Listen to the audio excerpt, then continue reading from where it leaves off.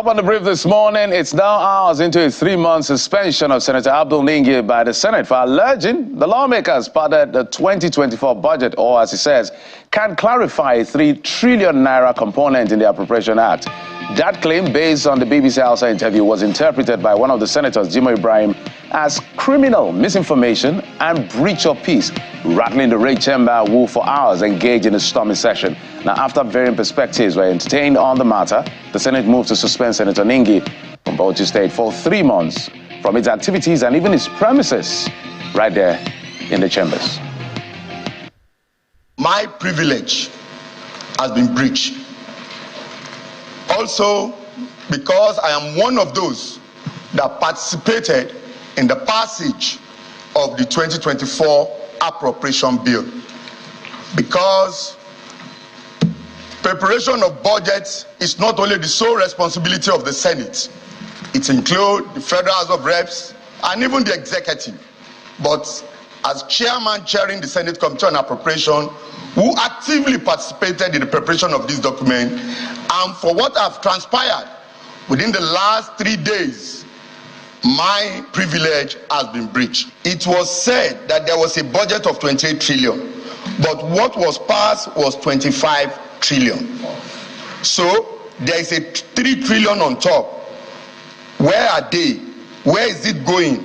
So we need to know this. There are agencies of the government whose budgets and their details are not contained in this document. Agencies such as the judiciary. The judiciary budget details is not contained in this document. The National Assembly budget details is not contained in this document. The INEC budget details is not contained in this document. Let me concur to about 80% of the translation read out by Senator Yai. I think they have done a fair job, except on some issues that they could not understand. First, I have never said somebody was blinded. Secondly, I have never said the budget was flooded. Mr. President, as I speak to you, I do not know your take-home pay. You know my own. It is not about Ningi now only. If we are talking about Ningi in this room, but it is about all of us outside. This thing has happened. It has happened. And Ningi was wrong. I told Ningi in here that he made a mistake, that he should stand up and apologize to us first, then apologize that, look, this even figure that I'm looking for 3 trillion is here. I'm sorry for the embarrassment I've caused. That is what I'm suggesting. What distinguished Senator Abdul Ningi, who I respect so well, planned to do or set out to do was tantamount to a civilian coup, which has failed. And in doing this, he wanted to use the platform of Northern Senators Forum. I am a senator of the Federal Republic of Nigeria. I am not a senator of the North, nor am I a senator of the South. I am a Nigeria senator. These rules we agreed on in the first 2-3 sittings, that we will operate irrespective of accident of birthplace and even the factor of religion or any of those primordial sentiments. My first prayer is that the Senate should suspend Senator Abdul Ningi for an initial period of 12 months. Suspend his entitlement and privileges as Senator of the 10th Assembly or 10th Senate, and make him stay away from the National Assembly during the period of suspension. Senator Abdul Ningi of Bauchi Central, having posted falsehood through his interview on BBC Hausa Service and other media, B, and is hereby suspended from all activities of the Senate including being found within the precincts of the Senate for the next 3 months. 2, the civil senator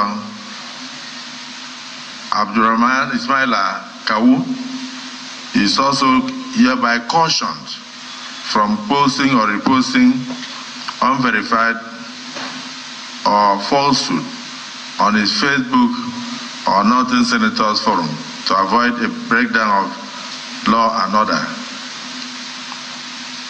Is this a true reflection of what transpired in the Committee of the Whole? Yes.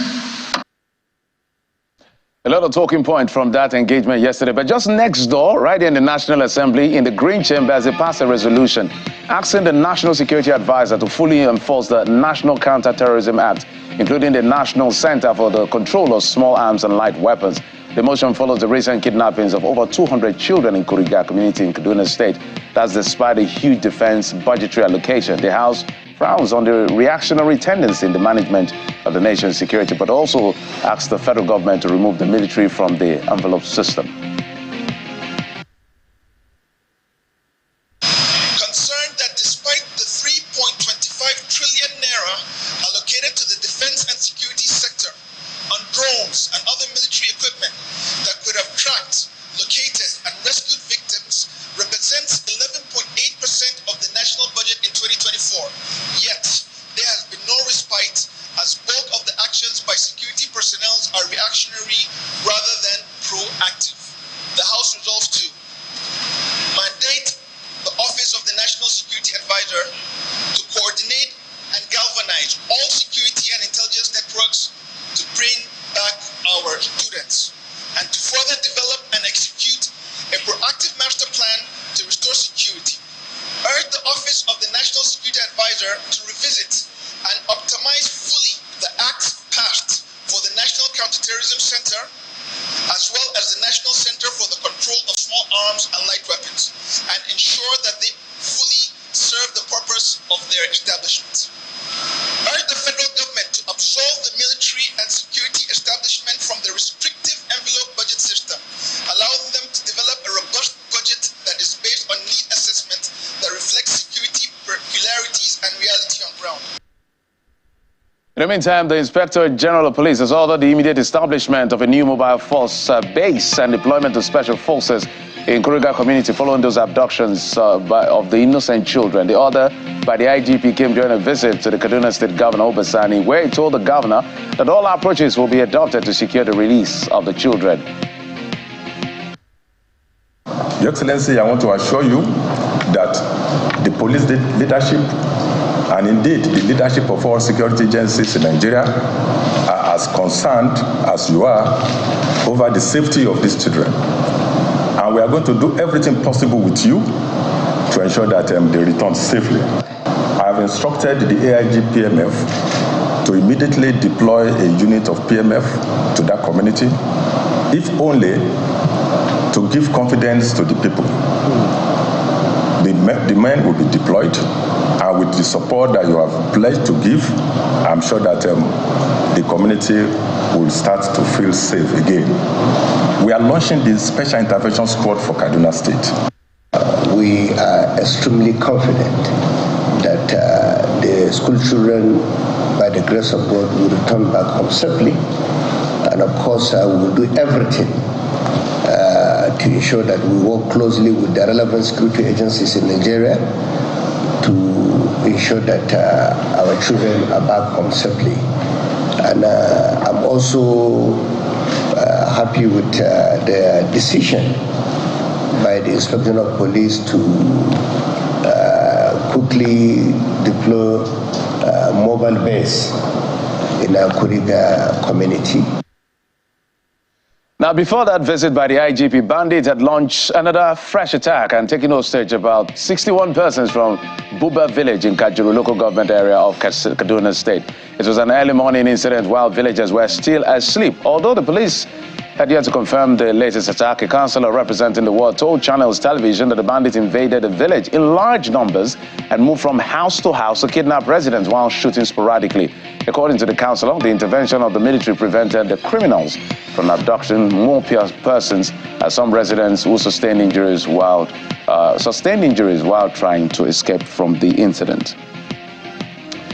Let's still stay with security matters, but this time some success recorded by operatives of the 63 Brigade of the Nigerian Army, who uncovered a factory for illegal manufacturing of guns and other security materials in a remote forest in Onitsha Okonja community of Aniocha North, local government area of Delta State. Brigadier General Ugochukwu Nachukwu, who commands that brigade, led a team of officers to the site to inspect and arrest 8 suspects, including the lead suspect, his parent, and his sister. The Army says the illegal factory manufacturers, they manufacture about 10 guns per week, which are handed over to armed robbers and IPOB members for criminal activities. This is supposed to be a house, but it is part of the factory.